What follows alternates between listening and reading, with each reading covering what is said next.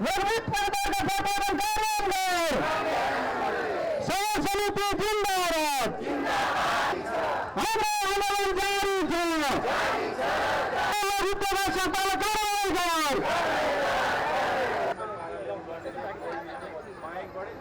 भएको छैन।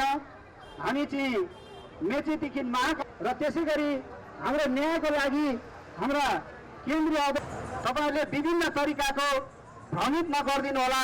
यो कुरालाई विशेष तपाईहरुले निगरानीमा राख्दै साथीहरुलाई भनिसकेका छौं कि हिजोको जुन गतिविधि देखियो गर्ने प्रयास नगरिदिनु होला।